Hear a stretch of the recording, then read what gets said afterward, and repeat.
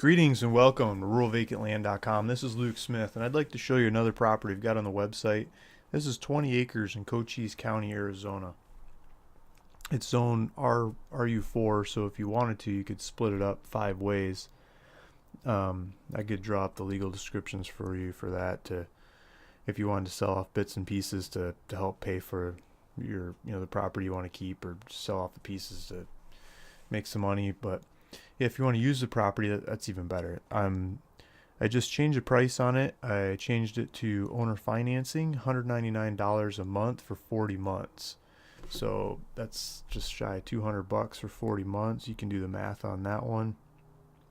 And let's get into it. So it's originally 40 acres. So this is just half of the 40 that I'm selling. This is the northern half of the 40. There's GPS coordinates on here. It's like $200 a year taxes. GPS coordinates. Let's click that. Let's open it up. Let's zoom in and see what we can see. It's Cochise County. This is southeastern most county in Arizona. Maybe I went too far out. Let's get a political map going here. So here's Tucson, here's Phoenix, here's San Diego. There's a little dot where I'm at right now. There's Los Angeles, Las Vegas, Salt Lake City, Denver, Albuquerque, El Paso, Las Cruces over here. So as we zoom in, Tucson's the closest bigger town. Phoenix is the closest really big town. Douglas is where you'd probably go get groceries. There's a Walmart, supplies, stuff like that. Highway 80 goes up here. This is a bunch of government land, so you're getting really close to, Leslie Canyon National Wildlife Refuge. Maybe we can open that up, huh? So we get some pictures and stuff. Well, it says you got to go around 50 minutes to drive around. But this one here is why can't I think of the name of this one? That's pretty bad. There's Swiss Elm Mountains. I don't know why. Can't I think of the name of this? But there's a big. Oh yeah, I can't think of the name of it because I can't pronounce it. So there's a bunch of mountains here.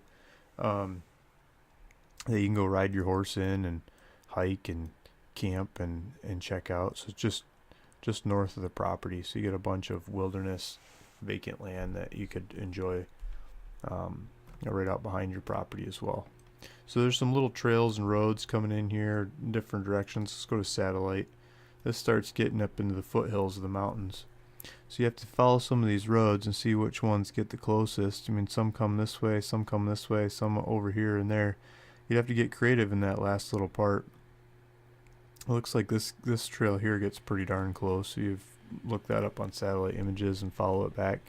Now this here looks like a lower elevation spot that will be a nice water catchment. And so I think you could probably pump water out of here, put it up on the hill, build your place on the hill, and maybe get a view over the area. But it doesn't look like anybody's going to come back in here to bother you. Here's a little trail just up the other side of the hill. I mean, people have driven around here. This almost looks like one. Is it? Maybe not. So here's a trail the other side of this ditch. You can figure out a way around it. And it looks relatively peaceful countryside here. Going up and around. A truck trail. This gets pretty close. Is this an old cattle watering station maybe? Just up the watershed. So if you come around that watershed, you can get to the property.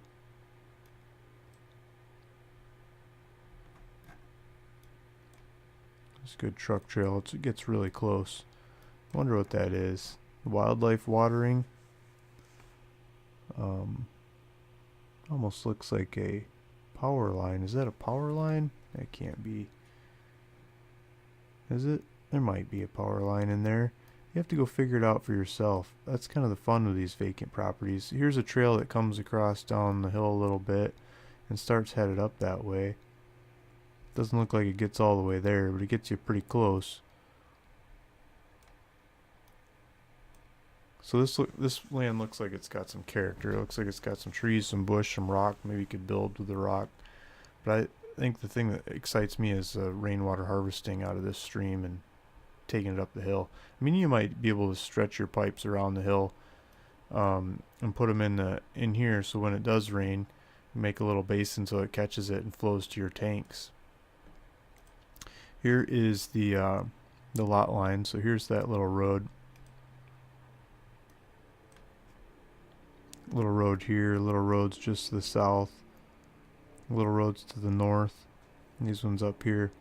But I think as the water gets caught in this basin and comes down, you could probably catch it and toss it up on the property. So that's the northern half of this square. This is a 40-acre square. Here's the stream. Sorry, zooming in and out on you. So here's that round thing just off the side of the trail. Looks like might be a water well there, or some. Not exactly sure. But there's like a water tank there. The road going up to it. Might be for like nature, keep the animals around, kind of government watering station. Or just cattle. Cattle's probably more likely. So that's the property. And I pulled up this book because it looks like I bought this thing in June 15th of 2017. I made a video. There's some videos about this book on my website. And I've frequently asked questions part of the website. I made a book review on this one. And this one's called Rainwater Harvesting for Drylands and Beyond, Volume 2, Water Harvesting Earthworks. Well, that's a Volume 2. I got the Volume 1. I didn't do the Water Harvesting Earthworks, but the Water Harvesting Earthworks, that'd probably be pretty interesting for a property like this too. I mean, they talk about lots of different ways of collecting rain from your landscape to enliven your landscape and use it for your household, using it for all kinds of things instead of drilling water wells. And yeah, so there's rainwater harvesting. I think that's a good looking book for this kind of property. So there's a property. I'm asking $199 a month for 40 months, and that gives you 20 acres. And yeah, if you're interested, click the link below, and it'll take you to my website where there's a link.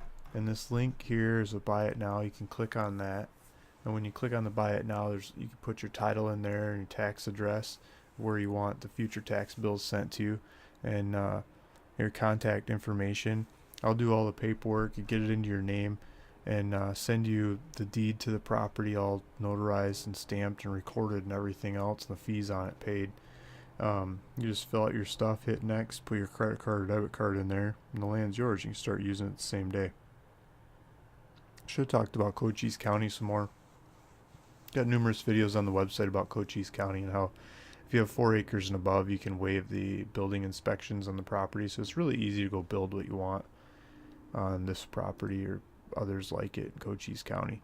So if you're wanting to be more courageous and go build something on your own, Cochise County is a good one.